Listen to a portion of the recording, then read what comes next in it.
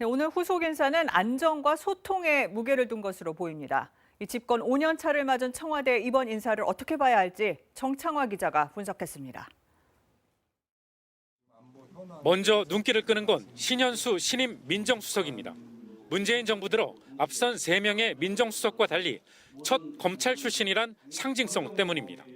사시 합격으론 윤석열 검찰총장보다 7기수 빠릅니다.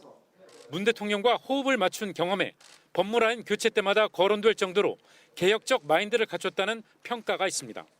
특히 1년 가까운 법무장관과 검찰총장의 대립으로 불협화음이 있던 터라 검찰과의 소통에 기대를 거는 분위기입니다.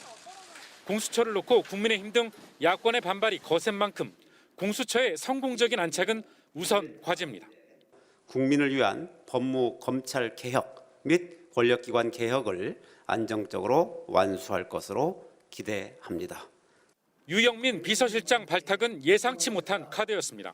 2016년 총선 당시 문 대통령이 직접 영입했고 지난 대선 캠프에서도 문 대통령을 도왔지만 여권에선 깜짝 인사라는 평가입니다.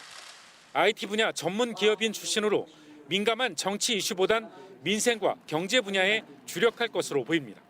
문 대통령이 역점을 두고 있는 한국판 뉴딜과 선두국가 도약에 특화된 인사라는 분석입니다. 현안들을 잘 정리를 하고 통합과 조정을 통해서 생산성 있는 효율 있는 청와대 비서실이 되도록 하겠습니다.